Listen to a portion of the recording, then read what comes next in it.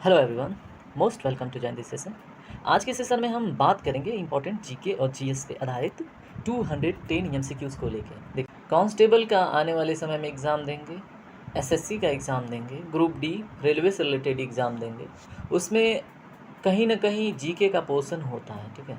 तो इस सेशन में हम 210 क्वेश्चन का एक टेस्ट सीरीज़ ला रहे हैं, ठीक है। इसमें क्या होगा, इंपॉर्टेंट जीके इंक्लूडेड है प्लस कुछ पोर्शन जीएस का भी है। तो आज हम इस सेशन को कंप्लीट करेंगे। आपको कहीं नहीं भागना है, बने रहिए और कुछ इंपॉर्टेंट नॉलेज के साथ आगे बढ़िए। ओके, तो चलिए सेशन को स्टार्ट करते हैं। सेशन को थोड़ा सा ना पेज वाइज लेआउट में, ओके पेज वाइज ही है। चलिए हम सेकेंड पेज पे पहुंचते हैं। पहले क्या है, ओके स्टार्ट करते हैं एक मोटिवेशनल कोट के साथ। देखिए, अपना समय बर्बाद मत करो, समय की बर्बादी आपके जीवन की बर्बादी के बराबर है।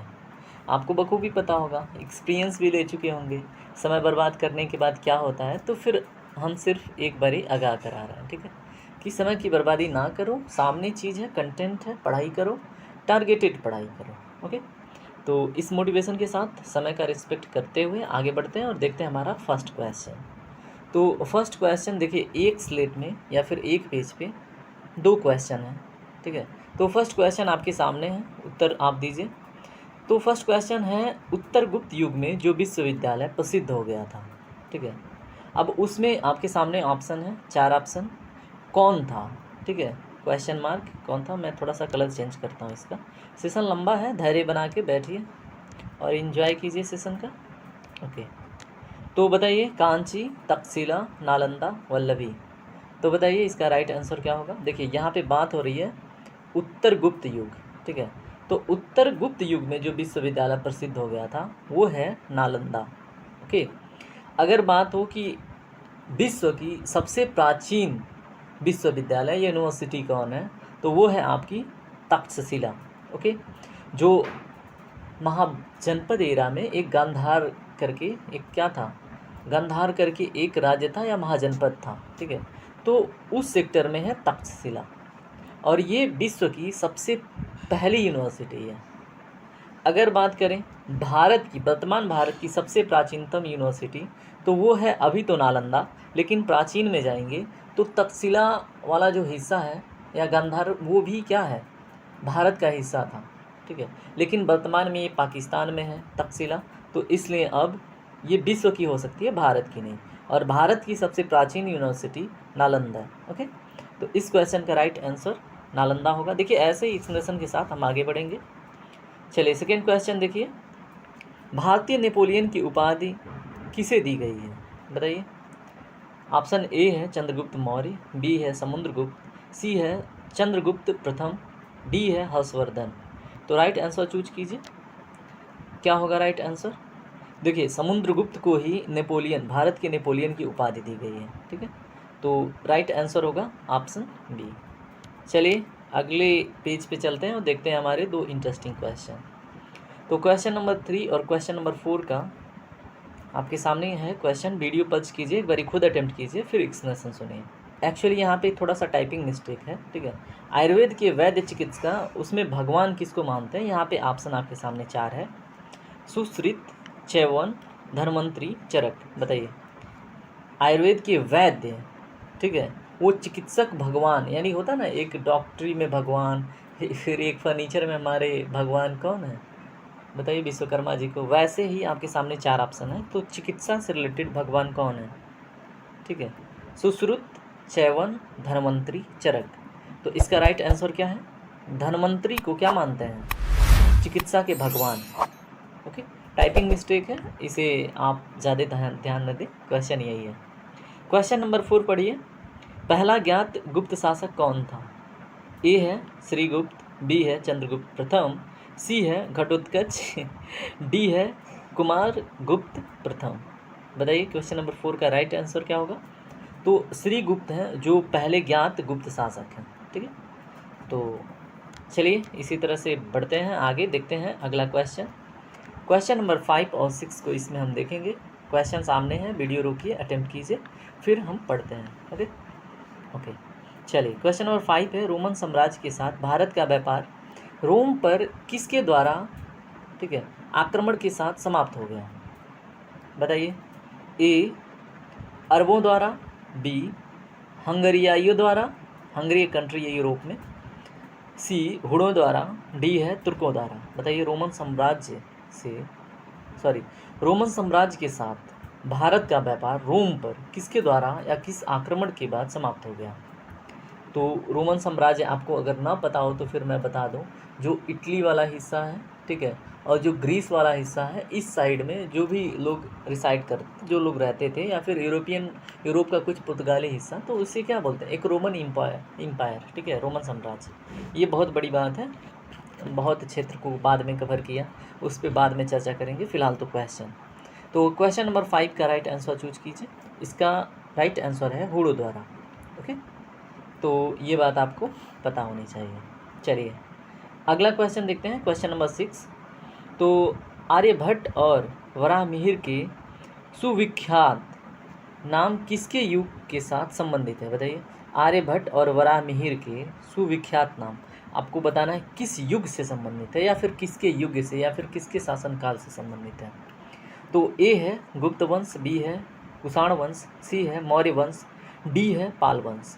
तो क्वेश्चन नंबर 6 का राइट आंसर होगा गुप्त वंश। ठीक है, तो जो आर्यभट्ट और वराहमिहिर हैं, इनका जो नाम प्रसिद्ध हुआ, ये गुप्त वंश से संबंधित थे। आर्यभट्ट के बारे में अगर आप ना जानते हो तो जान लें, सोने के आविष्कारक यही थे, और इन्हीं के नाम पे भारत का प्रथम सैटेलाइट छोड़ा गया था। सैटेलाइट की बात हो रही, मिसाइल की बात नहीं। ओके, चलिए अगला क्वेश्चन देखते हैं, और किसके सहायता से? रसिया के। तो क्वेश्चन नंबर 7 देखिए क्या है। इलाहाबाद के स्तंभ में किसकी उपलब्धियां उत्कीर्ण हैं?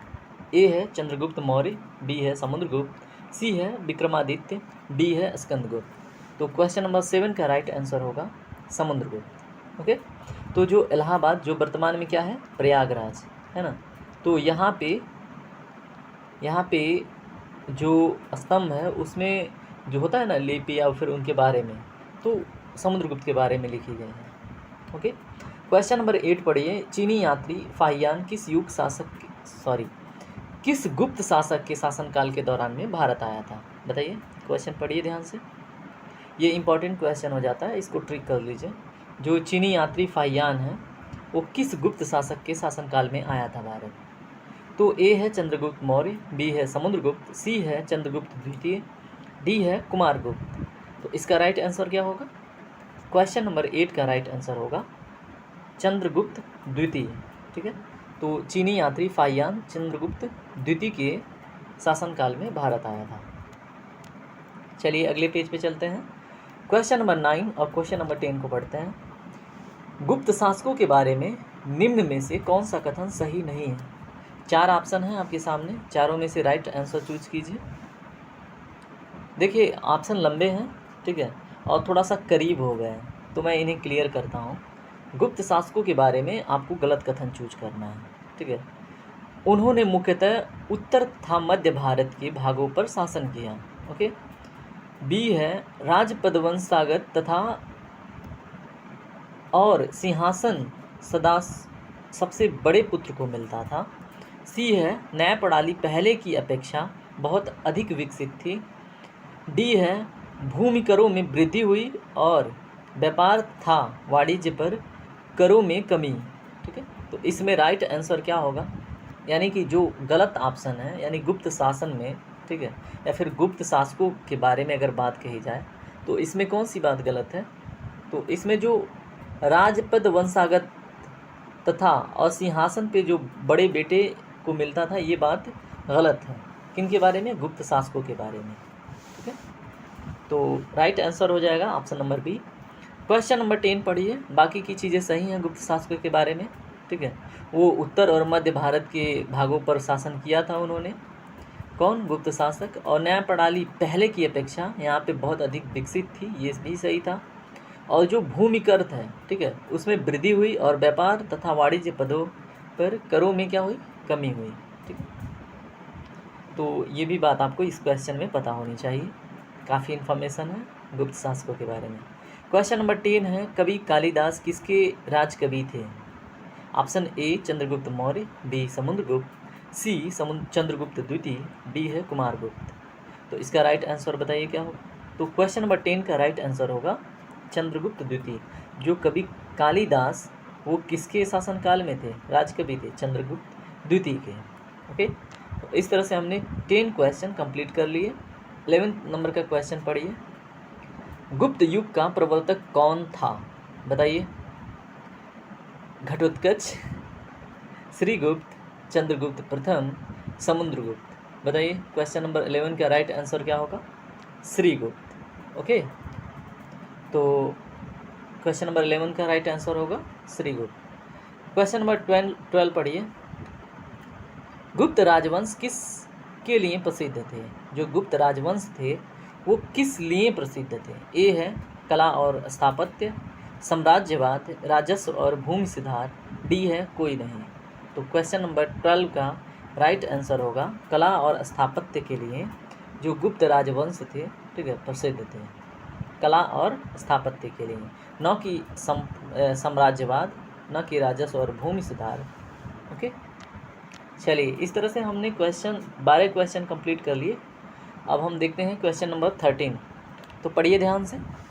गुप्त शासकों की सरकारी भाषा थी, होता है ना ऑफिशियल लैंग्वेज, तो बताइए। ए पाली, बी प्राकृत, सी हिंदी, डी संस्कृत। तो क्वेश्चन नंबर 13 का राइट आंसर होगा संस्कृत। क्या होगा? संस्कृत। तो गुप्त शासकों की जो सरकारी भाषा थी वो थी संस्कृत। ओके, तो क्वेश्चन नंबर 13 हमने देख लिया। क्वेश्चन नंबर 14 पढ़िए। गुप्त शासन के दौरान निम्नलिखित में से ऐसा व्यक्ति कौन था जो एक महान खगोल विज्ञानी था और गणितज्ञ भी था? ठीक है, तो क्वेश्चन नंबर 14 का ऑप्शन है भानुगुप्त, वाघभट्ट, सी है आर्यभट्ट, डी है वराहमिहिर।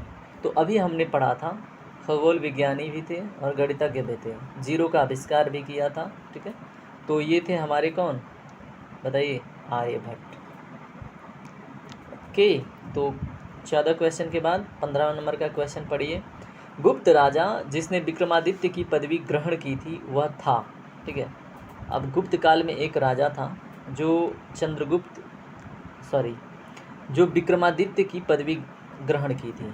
बताइए, स्कंदगुप्त, समुद्रगुप्त, चंद्रगुप्त द्वितीय, कुमारगुप्त। तो क्वेश्चन नंबर 15 का राइट आंसर बताइए।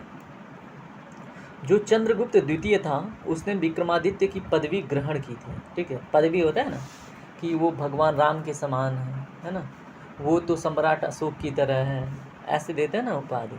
तो इन्होंने खुद को, चंद्रगुप्त द्वितीय ने विक्रमादित्य की पदवी ग्रहण की थी। ठीक है, क्वेश्चन नंबर 16 पढ़िए। आपको बताना है गुप्त वंश का वह राजा कौन था जिसने हूणों को भारत पर आक्रमण करने से रोका?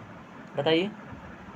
ए है स्कंदगुप्त, बी है समुद्रगुप्त, सी है चंद्रगुप्त द्वितीय, डी है कुमारगुप्त। तो गुप्त वंश का वह राजा, ठीक है, अभी गुप्त वंश ही चल रहा है, जिसने हूणों को भारत पर आक्रमण करने से रोका। बताइए इसका राइट आंसर क्या होगा? क्वेश्चन नंबर 16 का राइट आंसर होगा ऑप्शन नंबर सी, चंद्रगुप्त द्वितीय ने। तो देखिए ये इम्पॉर्टेंट है, चंद्रगुप्त का शासन, चंद्रगुप्त द्वितीय का शासन, गुप्त वंश। ठीक है, तभी ये important GK GS question frame हुए हैं, यहाँ से ज़्यादातर क्वेश्चन पूछे ही जाते हैं। चलिए क्वेश्चन नंबर 17 आपके सामने है। गुप्त संवत निम्नलिखित में से किसके द्वारा स्थापित किया गया था? ए है चंद्रगुप्त प्रथम, बी है चंद्रगुप्त द्वितीय, सी है समुद्रगुप्त, डी है कुमारगुप्त। बताइए क्वेश्चन नंबर 17 का राइट आंसर क्या होगा? ऑप्शन नंबर ए होगा इसका राइट आंसर। चंद्रगुप्त प्रथम ने क्या किया था? गुप्त संवत, ठीक है, गुप्त संवत का स्थापना किया था। ठीक है, चलिए क्वेश्चन नंबर 18 पढ़िए। गुप्त काल में किस धातु के सर्वाधिक सिक्के जारी किए गए थे? बताइए। सोना, चांदी, तांबा, लोहा। तो राइट आंसर क्या होगा? देखिए ये सारे के सारे इंपॉर्टेंट क्वेश्चन है, पूछे जाते हैं, इसीलिए सिलेक्ट किए गए हैं। तो क्वेश्चन नंबर 18 का राइट आंसर होगा सोना। ठीक है, 18 का राइट आंसर होगा ए, सोना। गुप्त काल में सर्वाधिक सिक्के जो थे वो सोना के थे, यानी कि गोल्ड के। ओके, चलिए चलते हैं अगले पेज पे। अगला क्वेश्चन है क्वेश्चन नंबर 19। चंद्रगुप्त द्वितीय और किस नाम से जाना जाता था? ठीक है, होता है ना कि लोगों के कई नाम होते हैं, किसी का सलीम अली नाम होता है तो किसी का कुछ नाम होता है, तो ऐसे ही चंद्रगुप्त द्वितीय का भी नाम था, क्या था? समुद्रगुप्त, स्कंदगुप्त, विक्रमादित्य, राणागुप्त। तो किस नाम से जाना जाता था? अभी हमने क्वेश्चन करा था इससे आधारित। क्वेश्चन नंबर 19 का ऑप्शन होगा सी। जो चंद्रगुप्त द्वितीय थे वो विक्रमादित्य की उपाधि ग्रहण किए थे। ओके, तो इनको विक्रमादित्य के नाम से भी जाना जाता था। क्वेश्चन नंबर 20 है, निम्नलिखित में से किनके सिक्के संगीत के प्रति उनका प्रेम दर्शाते हैं? बताइए बताइए इसका, ये थोड़ा सा इंटरेस्टिंग क्वेश्चन है। मौर्यों के, नंदों के, गुप्तों के, चोलों के, बताइए क्या होगा? क्वेश्चन नंबर 20 का राइट आंसर होगा गुप्तों के। ठीक है, तो हमने बहुत सारे क्वेश्चन कर लिए हैं गुप्त वंश से, जो एग्ज़ाम में काफ़ी हेल्पफुल होंगे आपके लिए। तो देखिए, संगीत के प्रति उनका प्रेम गुप्तों के सिक्कों में दिखता था। ठीक है, चलिए। आहा देखिए, मुझे भी सरकारी नौकरी चाहिए, ये मंकी को भी चाहिए, लेकिन आलस से कर रहा है ये। सोच लो, अगर देखो कंटेंट पसंद आ रहा है, ठीक है, अगर कहीं पे बाई मिस्टेक मुझसे गलती हो रही है तो भी फीडबैक देना, मैं सुधारूंगा उस चीज़ को। अगर आपको पसंद आ रहा है तो फिर चैनल से जुड़ने में क्या दिक्कत है? सब्सक्राइब कीजिए और हमारे मोटिवेशन के लिए शेयर भी कर दीजिए। और देखिए, आपको भी सरकारी नौकरी चाहिए तो इस बंदर की तरह सोइए नहीं, ठीक है। पढ़ते वक्त बिल्कुल अटेंटिव रहिए, साथ में पानी का बॉटल रखिए और आगे बढ़ते रहिए, सफलता मिलेगी। चलिए, क्वेश्चन नंबर 21 देखिए, बाणभट्ट के बारे में है। इसमें पूछ रहा है, बाणभट्ट निम्नलिखित में से किस सम्राट के राज दरबारी कवि थे? तो ये तो पता चल गया बाणभट्ट कौन थे, एक एक्स्ट्रा जानकारी। और किस सम्राट के राज दरबारी कवि थे ये बताइए। ए है विक्रमादित्य, बी है कुमारगुप्त, सी है हर्षवर्धन, डी है कनिष्क। तो इसका राइट आंसर क्या होगा? सी, हर्षवर्धन के शासनकाल में बाणभट्ट क्या थे? राज दरबारी कवि थे। ओके, चलिए क्वेश्चन नंबर 22 पढ़िए। हर्षवर्धन अपनी धार्मिक सभा कहाँ किया करता था? ए है मथुरा में, बी है प्रयाग में, सी है वाराणसी में, डी है ताम्रलिप्ति में। बताइए। क्वेश्चन नंबर 22 का राइट आंसर है प्रयाग में। ठीक है, प्रयाग क्या है? वर्तमान प्रयागराज है और इसको इलाहाबाद भी बोला जाता था, अभी इसका नाम बदल गया। ओके, तो ये भी पता होना चाहिए था कि हर्षवर्धन अपनी धार्मिक सभा प्रयाग में करता था, किया था। क्वेश्चन नंबर 23 पढ़िए। क्वेश्चन नंबर 23, एक महान रोमानी नाटक कादम्बरी का लेखक कौन था? क्वेश्चन नंबर 23 का राइट आंसर क्या होगा बताइए। बाणभट्ट, हर्षवर्धन, भास्कर वर्धन, बिंदुसार। तो इसका राइट आंसर होगा क्वेश्चन नंबर 23 का, अभी हमने देखा था बाणभट्ट के बारे में, जो राजा हर्षवर्धन या सम्राट हर्षवर्धन के राज दरबारी कवि थे, और जो कादम्बरी करके नाटक है इसके रचयिता बाणभट्ट जी हैं, जो एक रोमानी नाटक है। चलिए क्वेश्चन नंबर 24 पढ़िए। निम्न में से किसकी रचना हर्षवर्धन ने नहीं की थी? बताइए। अब यहाँ पे बात हो गई रेस्पेक्ट की, ठीक है, अगर पता है तो बताइए। हर्षचरित, रत्नावली, प्रियदर्शिका, नागानंद। बताइए, इसमें से हर्षवर्धन ने कौन सी रचना नहीं की थी? तो क्वेश्चन नंबर 24 का राइट आंसर होगा ऑप्शन नंबर ए, हर्षचरित हर्षवर्धन की रचना नहीं थी। रत्नावली, प्रियदर्शिका, नागानंद ये इनकी रचना थी। ठीक है, चलिए अगला क्वेश्चन पढ़िए। अगला क्वेश्चन रिपीट हो रहा है। तो क्वेश्चन नंबर 25, हर्ष द्वारा आयोजित कन्नौज सभा किसके सम्मान में की गई थी? बताइए। हर्ष ने कन्नौज में एक सम्मान सभा बुलाया था या फिर किया था या समारोह हुआ था, वो किसके सम्मान में आयोजित हुआ था? फाहियान, इत्सिंग, हुएनसंग, मेगास्थनीज। तो 25 का राइट आंसर होगा ऑप्शन नंबर सी, ये हैं वेनसन। ठीक है, तो वेनसन के रेस्पेक्ट में एक सभा लगी थी, किसके द्वारा? हर्ष द्वारा।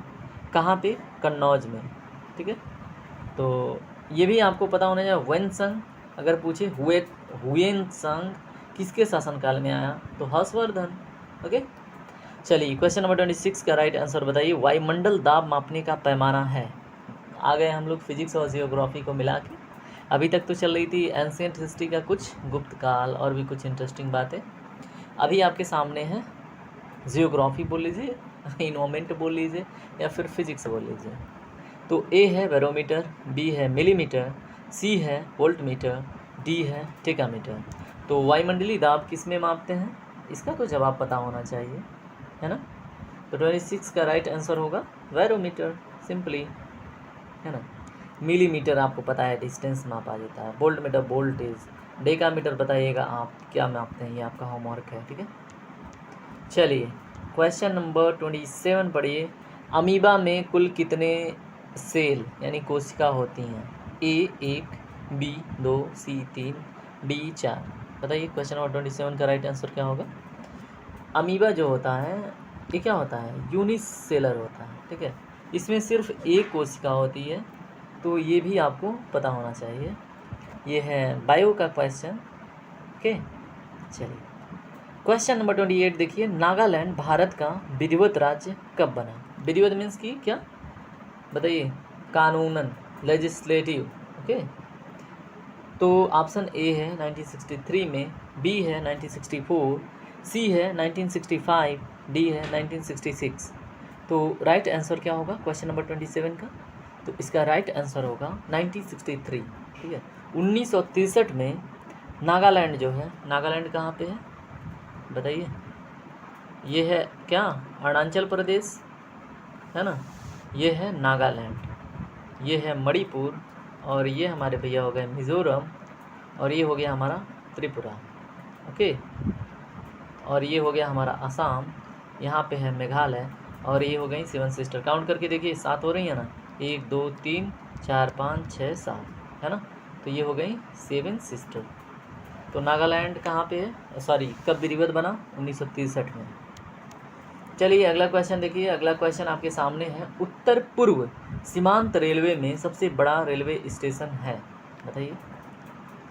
यहाँ पे बात हो रही है उत्तर पूर्व मार्जिनल रेलवे स्टेशन होता है ना, तो सबसे बड़ा रेलवे स्टेशन है मालीगांव, जलगांव, फुलेरा, मालाखेड़ा। तो राइट आंसर क्या होगा क्वेश्चन नंबर 29 का? तो इसका राइट आंसर होगा ऑप्शन नंबर ए, जो क्या है मालीगांव। क्या है? मालीगांव। तो मालीगांव इसका राइट आंसर होगा। उत्तर पूर्व सीमांत रेलवे में सबसे बड़ा रेलवे स्टेशन मालीगांव में है। क्वेश्चन नंबर 30 पढ़िए। मुख्यमंत्री की नियुक्ति कौन करता है? आ गए हम पॉलिटी में, है ना। तो बताइए राज्यपाल, राष्ट्रपति, मुख्य न्यायाधीश, प्रधानमंत्री। तो क्वेश्चन नंबर 30 का बहुत ईजी क्वेश्चन है ना। तो इसका राइट आंसर होगा राज्यपाल। नियुक्ति कौन करता है? राज्यपाल। चलिए अगला क्वेश्चन देखिए। Question number 31। जो रेफ्रिजरेटर होता है ना, उसमें कौन सी गैस प्रयुक्त की जाती है? Freon, oxygen, carbon, nitrogen. तो क्वेश्चन नंबर 31 का राइट आंसर होगा ऑप्शन नंबर ए, फ्रीऑन। तो रेफ्रिजरेटर में फ्रीऑन नाम की गैस प्रयुक्त की जाती है। चलिए क्वेश्चन नंबर 32 पढ़िए। इलेक्ट्रॉन के खोजकर्ता हैं आपने, चलिए एक मैं कोड बता रहा हूँ। ये है ईट, ठीक है ना। तो eat, E stand for electron, T stand for Thomson, okay. तो जे थॉमसन तो थे किसके? इलेक्ट्रॉन के खोजकर्ता। तो क्वेश्चन नंबर 32 का राइट आंसर हो जाएगा जे थॉमसन, ओके। अभी एक चीज़ और, पर ये ईट है, अब इसके ऊपर पर, है ना। चलिए इसको हिंदी में लिखते हैं पर, ईट पर। पी हो गया आपका क्या? प्रोटॉन। अगर प्रोटॉन का खोज करता पूछे तो प्रोटॉन। आर से क्या हो गया? रदरफोर्ड, ठीक है। तो रदरफोर्ड वहाँ पे ऑप्शन में रहेगा। अब देखिए ईट पर नाच, ठीक है। अब ये कोई है जो ईट पर क्या कर रहा है? नाच रहा है, ठीक है। तो नाच में क्या है? यन न्यूट्रॉन हो गया, ठीक है। और नाच में क्या हो गया?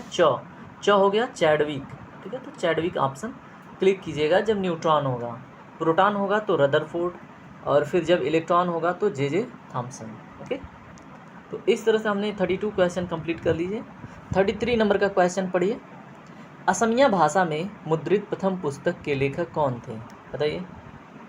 ए है आत्माराम शर्मा, बी है मोहन प्रकाश शर्मा, सी है राधे श्याम शर्मा, डी है मोतीलाल।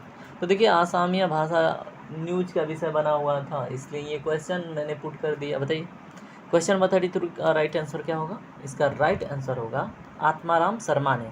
ठीक है, तो असमिया भाषा में जो मुद्रित प्रथम पुस्तक है, ठीक है, उसके लेखक कौन थे? आत्माराम शर्मा। चलिए अगला क्वेश्चन पढ़िए, क्वेश्चन नंबर 34। रविन्द्रनाथ टैगोर ने भारत के राष्ट्रीय गान के अलावा किस एक और देश का राष्ट्रीय गान लिखा है?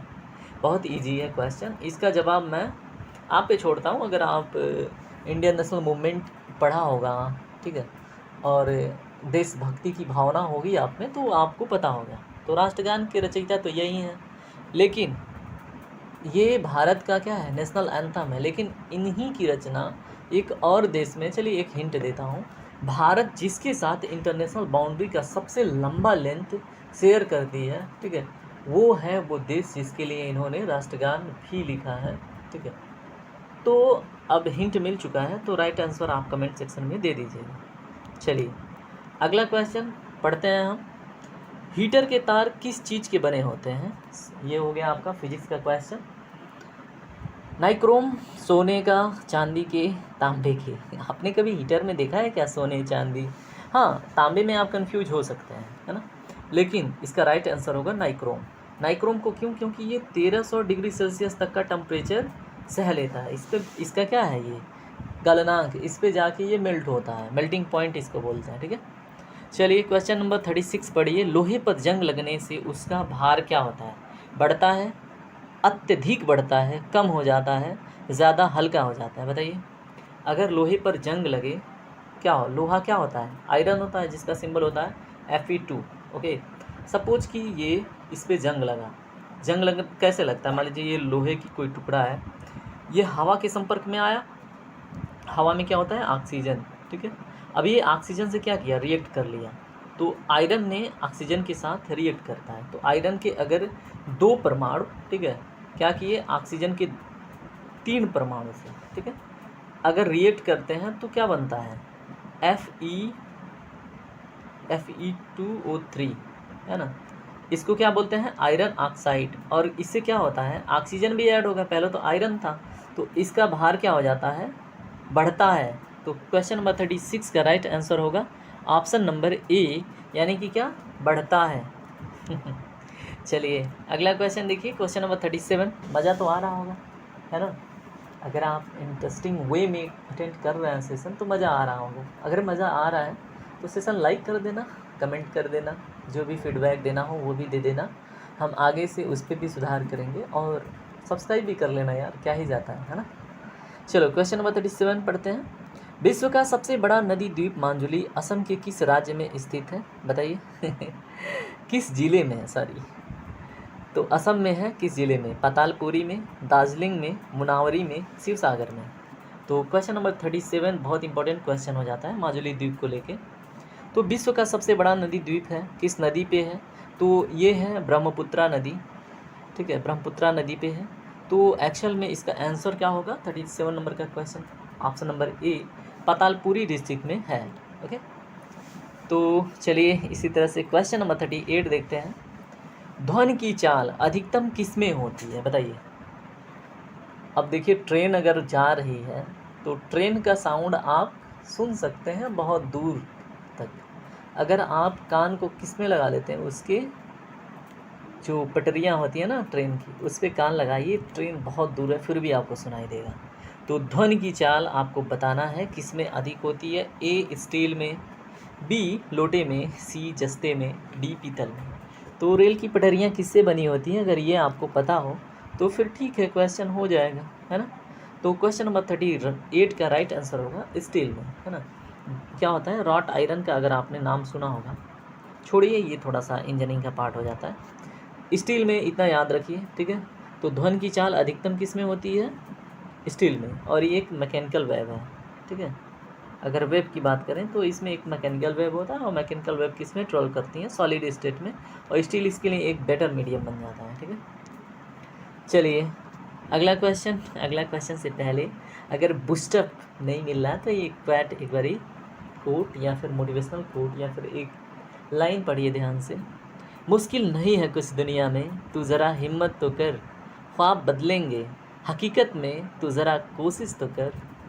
तो दोस्त कोशिश करो, मेहनत करो और लगे रहो और नॉलेज गेन करो, एग्ज़ाम तो क्रैक होना ही है ना। तो चलिए इसी मोटिवेशन के साथ आगे बढ़ते हैं। और देखिए ये भी आपकी ज़िम्मेदारी है ना। सब्सक्राइब कीजिए और शेयर करके दोस्तों को भी बोलिए जुड़े, है ना। हमारे मोटिवेशन में हेल्प करेगा, फिर हम ऐसे ही अच्छे सेशन लाते रहेंगे।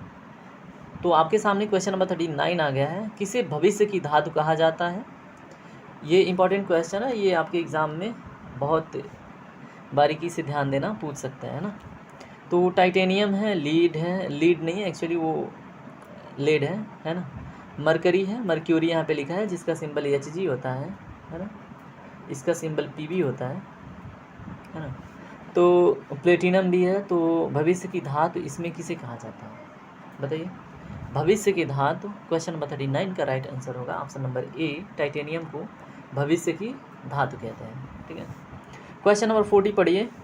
कौन सा तत्व स्वतंत्र अवस्था में पाया जाता है? Sulphur, sodium, helium, beryllium. स्वतंत्र अवस्था में पाया जाने वाला जो तत्व है वो है सल्फर।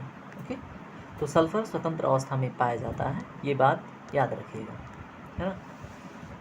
चलिए अगला क्वेश्चन नंबर 41। दिल्ली की सुल्तान रजिया सुल्तान किसकी पुत्री थी? बहुत इजी क्वेश्चन है ना। आपने गाना सुना होगा, रजिया गुंडों में फंस गई, राइट। तो बताइए, शम्स उद दीन इल्तुतमिश, जिसे रियल एस्टेब्लिश ऑफ दिल्ली भी बोलते हैं, जिसे दिल्ली का सही मायने में संस्थापक बोलते हैं, ऐसा क्वेश्चन पूछे तो इल्तुतमिश याद आ जाना चाहिए। अलाउद्दीन खिलजी बिल्कुल नहीं, बाबर नहीं, मोहम्मद बिन तुगलक, है ना। तो दो ऑप्शन आपके लिए कंफ्यूजिंग हो सकते हैं, ए और डी। तो इसका राइट आंसर बताइए क्या होगा? जो रजिया सुल्तान थी वो किसकी पुत्री थी? इल्तुतमिश की भाई, शम्स उद दीन इल्तुतमिश की, जिसे हम क्या बोलते हैं? दिल्ली का असली संस्थापक। ओके, चलिए क्वेश्चन नंबर 42 पढ़िए। मंदिरों की पुण्य भूमि, है ना, पुण्य भूमि भारत के किस राज्य को कहा जाता है? हाय कितना स्वीट क्वेश्चन है। तो बताइए, तमिलनाडु, आंध्र प्रदेश, राजस्थान, उत्तर प्रदेश। क्वेश्चन नंबर 42 का राइट आंसर है तमिलनाडु। ओके, तो मंदिरों की पुण्य भूमि भारत के तमिलनाडु जो राज्य है उसको कहा जाता है, क्योंकि यहाँ पे बहुत सारे मतलब बढ़िया स्थापत्य हैं मंदिरों के, है ना। आर्ट एंड कल्चर जब मैं बताऊँगा तो उसमें डिटेल में देखेंगे। चलिए क्वेश्चन नंबर 43 पढ़िए। महाराष्ट्र के प्रथम मुख्यमंत्री कौन थे? ए है वाई चौहान, बी है इंदिरा गांधी, सी है सरोजनी नायडू, डी है ममता बनर्जी। तो राइट ऑप्शन चूज कीजिए क्वेश्चन नंबर 43 का। तो इसके हैं वाई चौहान जी थे, किसके? महाराष्ट्र के प्रथम मुख्यमंत्री। ओके, तो वाई चौहान जी को याद रखिए, आजकल मुख्यमंत्री का पद बड़ा विवादित है महाराष्ट्र में। तो याद रहेगा तो अच्छी बात है।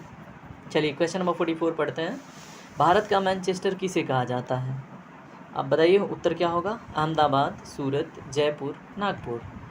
देखिए इसमें आंसर आपका मिल चुका है ना। तो आंसर सोचने की आवश्यकता तो होगी नहीं क्वेश्चन नंबर 44 की। तो राइट आंसर है अहमदाबाद। ओके, चलिए अगला क्वेश्चन नंबर 45। बिहार का शोक किस नदी को कहा जाता है? बताइए, ए का कोसी, बी माही, सी रावी, डी यमुना।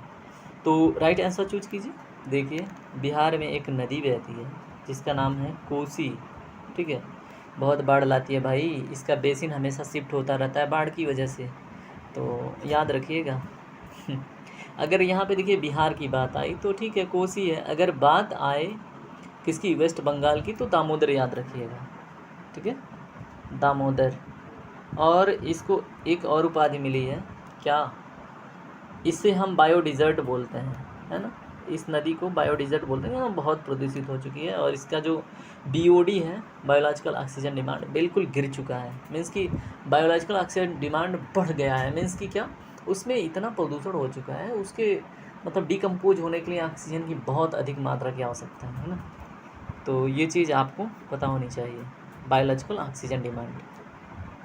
चलिए क्वेश्चन नंबर 46 पढ़िए। भारतीय फिल्म अभिनेता शत्रुघ्न सिन्हा किस राज्य से संबंधित है? देखिए ये जीके का क्वेश्चन है, इसलिए पूछ लिया। अब इसमें राइट आंसर अगर आपको पता है तो ठीक है, नहीं पता है तो मैं बताता हूँ। एक्चुअली ये बिहार से संबंधित है। कौन? शत्रुघ्न सिन्हा। तो ठीक है, क्वेश्चन नंबर 47 पढ़िए। अलीगढ़ किस उत्पाद के लिए मशहूर है? बताइए। ताला बनाने के लिए, चूड़ी बनाने के लिए, आभूषण बनाने के लिए, कपड़े बनाने के लिए।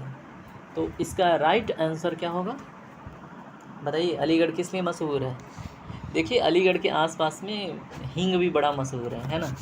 वहाँ पे एक रेलवे स्टेशन है, आप कमेंट में बताइएगा कौन सा है जहाँ हींग के लिए फेमस है। लेकिन अभी तो फ़िलहाल इन चारों ऑप्शन में से चूज कीजिए। तो क्वेश्चन नंबर 47 का राइट आंसर है ताला बनाने के लिए, है ना।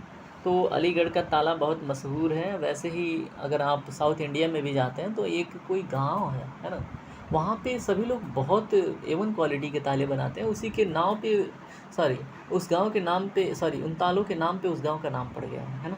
तो वो भी आप एक बारी सर्च करके कमेंट सेक्शन में डालिएगा, तो होगा कि आप बूस्टअप नॉलेज लेंगे, एक्स्ट्रा नॉलेज। चलिए क्वेश्चन नंबर 48 आपके सामने है। किस भारतीय राज्य में विशाखापट्टनम बंदरगाह स्थित है? ए है आंध्र प्रदेश, बी है नागालैंड, सी है मणिपुर, डी है महाराष्ट्र। अब देखिए विशाखापट्टनम नहीं पता है तो बहुत शर्मिंदगी की बात है। बताइए, क्वेश्चन नंबर 48 का राइट आंसर होगा आंध्र प्रदेश। सिंपल। चलिए अगला क्वेश्चन नंबर 49 आपके सामने है। बहुत इजी क्वेश्चन है ज्योग्राफी से। हमारे सौर परिवार में, यहाँ पे मैं छूट गया, कितने ग्रह हैं? हाँ, कितना सिंपल है ये, इसका जवाब आप ही दोगे, मैं तो नहीं दे रहा। चलो क्वेश्चन नंबर 50 का राइट आंसर देखना। आप ड्वार्फ प्लैनेट जो था, क्या नाम था उसका? प्लूटो। उसको कंसिडर मत करना, है ना। आपकी जानकारी के लिए बता दूं, इसको 2006 से ड्वार्फ प्लैनेट की उपाधि मिल गई है। क्यों? क्योंकि एक बारी ना ये मूवमेंट करते करते अपने कक्षा को छोड़ के दूसरे प्लैनेट के कक्षा में घुस गया था। ठीक है, अपना घर छोड़ के दूसरे के घर में घुस गया था, इसलिए इसको निकाल दिया गया बेचारे को। चलिए क्वेश्चन नंबर 50 देखिए इस क्वेश्चन का जवाब तो बहुत ईजी है, दे देना। भारत की डीजल इंजन विनिर्माण इकाई डीजल लोकोमोटिव वर्क्स कहाँ पे स्थित है ना। भारत की एक्चुअली है। भारत की डीजल इंजन का विनिर्माण इकाई डीजल लोकोमोटिव वर्क्स कहाँ पे स्थित है? ए वाराणसी, बी अहमदाबाद, सी कच्छ, डी रुड़की।